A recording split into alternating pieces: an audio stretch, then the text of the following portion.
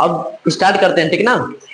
तो हेलो मेरे दोस्तों, मैं हूं चंद्रहास कुमार। आज हम पार्ट नंबर तीन पार्ट नंबर तीन का जो है ये दो चर वाले रैखिक समीकरण, इंग्लिश में बोलते हैं pair of linear equation in two variable, इनको हम सॉल्व करने वाले हैं। हम क्वेश्चन बैंक से अब क्वेश्चन थंबनेल में देख चुके होंगे कि 2015 से लगाकर 2025 तक जितने भी इंपॉर्टेंट क्वेश्चन है उनको हम लोग क्वेश्चन को सॉल्व करने वाले हैं। बात समझ में आ रही है? तो पहले हम इसको थोड़ा सा क्या करेंगे, 5 मिनट लगेगा, बेसिक समझा लेंगे। फिर उसके बाद क्वेश्चन देखना मेरे भाई, धुएं जैसा उड़ाओगे, धुएं जैसा ना। चलो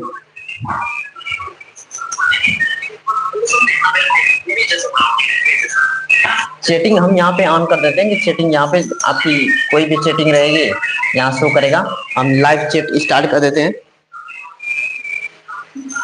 हम चैटिंग थोड़ा स्टार्ट कर देते हैं कि ताकि चैट बच्चे करेंगे ना, ये चैट भी तो दिखाता रहेगा। कमेंट आल चेक कर देना है। हाँ, ये हो गया, ठीक है। चलिए, तो मेरे भाई सबसे पहले देखो कि दो चर वाले रैखिक समीकरण है। इसको पढ़ने से पहले हम आपको थोड़ा सा बेसिक नॉलेज देंगे, फिर उसके बाद हम इंपॉर्टेंट क्वेश्चन कराएंगे। क्योंकि ये चैप्टर ना, ये एक दो तीन, इन तीनों पे ही टिका है। ये तीन पढ़ लिए ना तो पूरा क्वेश्चन ए टू जेड उड़ाते चले जाओगे यार। तो देखो, सभी लोग को बोल रहे हैं कि 5 मिनट के लिए तुम ध्यान से देखना, 5 मिनट के बाद देखना तुम क्वेश्चन खुद अपने आप ही बनाते चले जाओगे, एक एक क्वेश्चन। देखो, हम मेरे भाई कहें कि तुम एक पेज है ऐसे हम बनाए कि देखो ये पेज है, हम कह दें कि ये तुम्हारे लिए एक पेज है मेरे भाई, चलिए पेज है, ठीक है ना। अब पेज पे हम कह दें कि तुम्हें केवल दो रेखा शो करना है, इस पेज पे दो रेखा शो करना है। कैसे शो करोगे ये बताओ? कहोगे कि सर ये पेज है, एक रेखा हम ऐसे कर देंगे, एक रेखा हम ऐसे कर देंगे, ऐसे कर सकते हैं। अब कहोगे सर कि चलिए हमने एक एक ऐसे शो कर दिया, हम कह दो कि एक तरीका और बताओ, तो ये कहेगा कि चलो एक हम सर ऐसे एक रेखा शो कर सकते हैं, एक रेखा ऐसे शो कर सकते हैं ना। हम कह दे कि एक तरीका और बताओ, तो कहोगे सर ये हम ऐसे भी शो कर सकते हैं कि एक रेखा ऐसे जा रही है, एक रेखा इसी के ऊपर एक और रेखा है, रेखा के ऊपर रेखा है, ठीक। अब कहेंगे कि चलो एक और बताओ, तो तुम कहोगे कि सर अब दिमाग में कुछ आ नहीं रहा है, अब करें तो करें क्या? ऐसे कर सकते हैं सर, ऐसे कर सकते हैं, तो ऐसे कि देखो मेरे भाई, ये कट कर रही है, ये कट कर रही है, दोनों ये वाला इसका ही केस हो गया, ये कट करने वाला ही केस हो गया, ठीक है ना। बात समझे? तो देखो मेरे भाई, कभी भी हमको दो रेखा शो करना है किसी पेज पे या किसी ग्राफ पे या कहीं भी, दो रेखा शो करना है तो इसकी तीन स्थिति हो सकती है, ऐसे ऐसे ऐसे।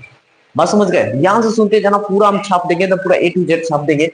जो भी कौन है, नासिर अमीन, नासिर अमीन, बिल्कुल देखते रहना। 5 मिनट के लिए हम ये बताएंगे, 5 मिनट में देखते रहना, पूरा ए टू जेड क्वेश्चन करते जाओगे मेरे भाई। जो भी बंदा हो देखते जाओ इसको ध्यान से, और क्यों देखना। देखो, कोई दो रेखा को या तो तुम ऐसे शो कर सकते हो, या तो तुम ऐसे शो कर सकते हो, या तो तुम ऐसे शो कर सकते हो। बात समझ रहे हो? तो हम ऐसे कहें कि देखो ये, कि ये दोनों रेखा क्या है, एक के ऊपर है, ऐसे टाइप की ऐसे है, तो ये दोनों रेखा एक दूसरे के क्या है, समांतर है। बात समझ गए? क्या है, समांतर है, तो इसको हम बोलेंगे समांतर रेखा।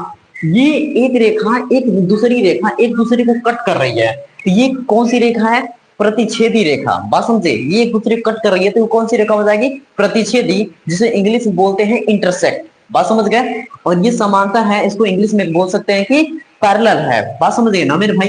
ये एक दूसरे के ऊपर समांतर है, ये एक दूसरे को कट कर रही है, तो ये प्रतिच्छेदी रेखा हो गया। और ये रेखा एक के ऊपर, देखो ये ऐसे रेखा है, देखो हम ऐसे बता रहे हैं कि ये एक रेखा है, इस रेखे के ऊपर एक और रेखा आ गई, तो ये एक दूसरे पे क्या आ गई, संपाती हो गई। बात समझे? संपाती, इसके ऊपर ऊपर है, इसको संपाती।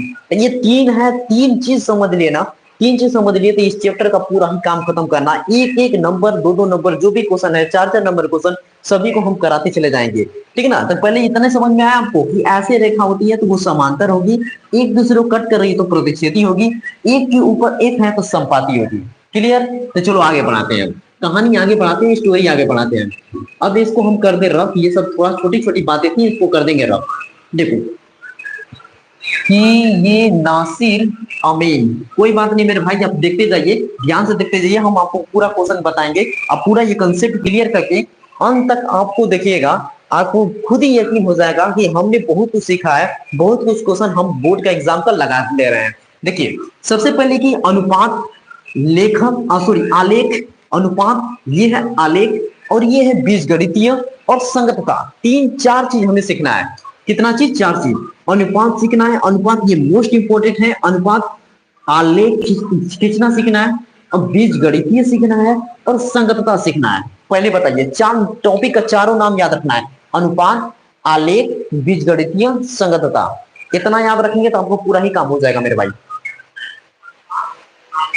बीजगणितीय ना मेरे भाई। तो एक मिनट के लिए देखते हैं कि ये कितने बच्चे अभी जुड़ रहे हैं, कितने नहीं जुड़ रहे हैं।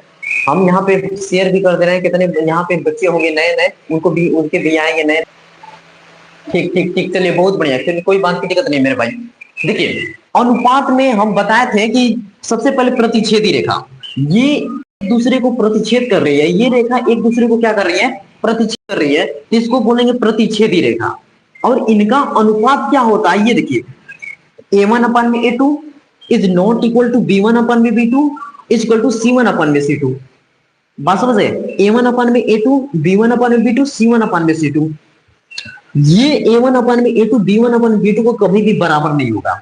बात समझना, कभी भी बराबर नहीं होगा। और जो ये है ना, बराबर हो भी सकता है, नहीं भी हो सकता है।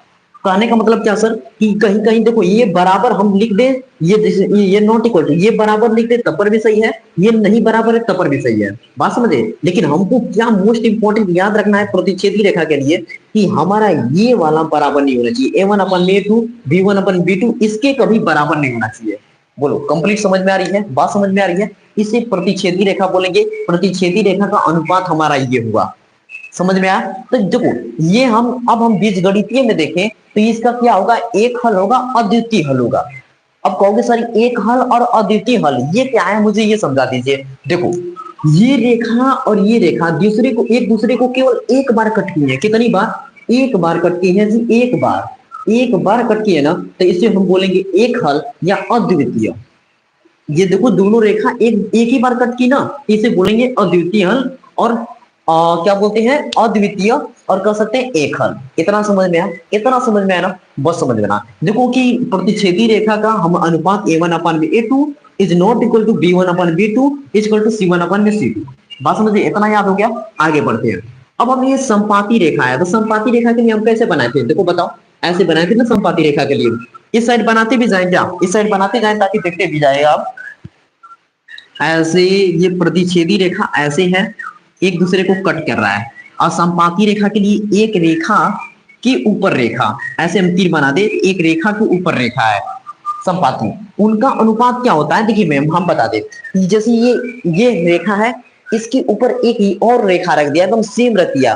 देखो यहां से यहां तक पूरा बराबर है कि नहीं बराबर है? बताओ, ये रेखा है, इसके ऊपर एक रेखा, तो एकदम पूरा एक दूसरे के बराबर है ना? बराबर है। तो हम कह सकते हैं कि जो इनका अनुपात होगा a1 अपान में a2, b1 अपान में b2, c1 अपान में c2, तीनों आपस में बराबर होंगे। बात समझ में आई? तीनों आपस में क्या होंगे? बराबर होंगे। इतना समझ में आ रहा है कि नहीं आ रहा है? क्योंकि ये तीनों क्या है? एक दूसरे के बराबर है। नहीं, ये दोनों रेखा एक दूसरे पे क्या है? बराबर है। ये क्या होगा? a1 अपान में a2 equal to b1 upon b2 equal to c1 upon में c2। ठीक। अब हम ये इसको बोलते हैं संपाती रेखा।